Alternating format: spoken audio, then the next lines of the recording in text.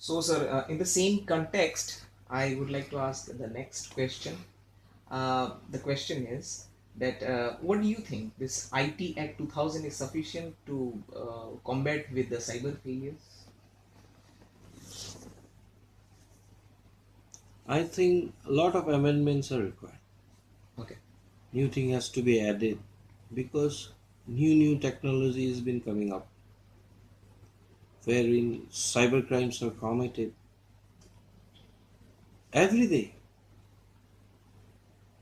So to meet up with the challenges, the new challenges that has been cropping up every day, for that purpose, law sufficient. I don't think so. It's self-sufficient. The information technology, more provisions has to be added, more teeth has to be there, and it should act as detrimental. It should act as what you call it, that it prevents playing with reputation of a person, playing with misusing cyberspace, misusing it for false propaganda, misusing it for giving false informations. Lots of amendments is required. And furthermore, with regard to this, I forgot about this one, that now electronic media, wherever you are, any part of the world, you can see it live. A person takes years and years to make his reputation. Now they are coming and playing news, and I heard the word TRP. And for TRP, they pronounce judgments before a court of law. The anchor become the prosecutor, the anchor become the persecutor, and the anchor become the judge. A bad trend that has come in national media, I've seen it. Nobody is allowed to speak.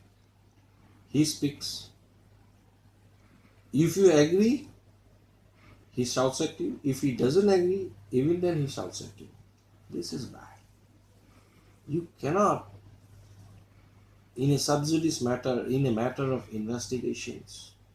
I've seen a new trend now with regard to investigations also in serious offenses.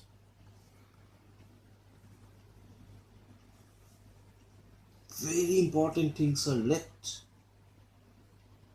which will have far-reaching consequence in the final outcome of the investigations. These are late and these are discussed in TV studios. So, if the Information Technology Act comes with provisions, with teeth, for debarring all such nuisance, debarring a person from disclosing certain things which may be detrimental in further investigation of the case. Suppose in case of Mumbai attack, live telecast was going on, and the terrorist was taking aid of this live telecast. And as for the information we have seen and it's been talked about, feedback has been given by the handlers with regard to positions and everything. This is very serious. Now to tackle that, yes, Government of India has come in by way of guidelines, circulars and all such things. But that is not enough. That is not enough. It has to be made criminal offense because cyber space and cyber crime, it may amount to a crime if you do this, do that. Government of India has come out with advertisement code, program code. Now the program code has been defined. It's not self-sufficient because these laws has to be made vis-a-vis a person's freedom of speech. Freedom of speech is a fundamental right, no doubt about it. But that doesn't mean that it is an absolute right. You can say whatever you want to. Right, sir. Why I am saying so? That it is a qualified right.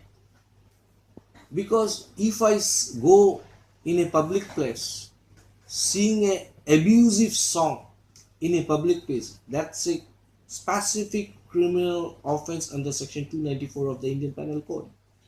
Using abusive words, foul language in a public place is a criminal offense. So, I mean to say that there has to be some limit. So for electronic media, so for press media, Press and Registration Act is a old act. No amendment has been brought till date. Now, this is nothing to do with cyber crime. This is in print media. But if you see this particular press medias, they have website wherein they publish all such news articles, right? So any news which is false, which is against the national security, maybe against national security, it may be against a particular individual, against a society, against an institution, then defamation laws also doesn't have that much strength in it, wherein it becomes so detrimental to them that if before making, because a duty is cast upon every editor of a newspaper under the law itself, and the printer and publisher of a page, what do you call it, this newspaper, to verify the news article, and thereafter, after asserting the news article that it is true and it is in public interest, one publishes it. That's right, sir. So now there is no with regard to this, no link with regard to this. Press newspapers get uploaded in cyberspace, and the jurisdiction point has to be there in case of electronic media, because a news item which has been supposed broadcasted from Assam, a person can go and file it in Kerala, case in Kerala, to what you call it, to harass the particular person. It has happened in my cases, because in one person, you know that Sarada chit fund case. Yes, sir. So certain news article was shown by one of my client. For that news article, to stop that news article, one person who is still in jail, Suripta Sen, was the mastermind. He filed cases in Gauhati, 2 number of cases in Gauhati. On the same subject matter, 2 number of cases. Okay. He approached the High Court, he couldn't get relief. On the same subject matter, he filed 2 cases in Kolkata. On same subject matter in Mumbai High Court, he filed 1 case on the same subject matter. In Delhi, he filed 2 cases. In Madinapur in Kolkata, West Bengal, he filed cases. So these were the mechanism adopted by a particular person who is the kingpin, LS kingpin, to harass, so that this truth doesn't come out. Ultimately, he was arrested somewhere in Jammu, put behind a bar. It's a big scam. Bombay High Court even have original jurisdiction. Stay order was given initially, and subsequently that was vacate it. And the words that was used by the learned judge of the Bombay High Court, I still remain the word. I still remember the word he have used it.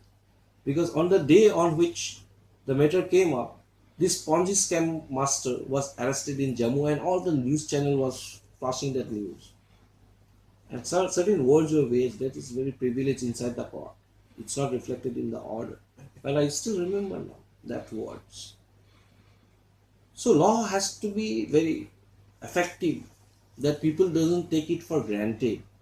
Before using a word, a single word against any person or posting something, certain things, one has to see that it doesn't hurt anyone. Right? Right, sir. So for this purpose, all these things, I think so IT Act should needs amendment. That is the call of this hour. And yes, why not? If the law is being made to govern the society, all laws are made for governing the society itself. And it's for the people, good of the people. And so it needs amendment.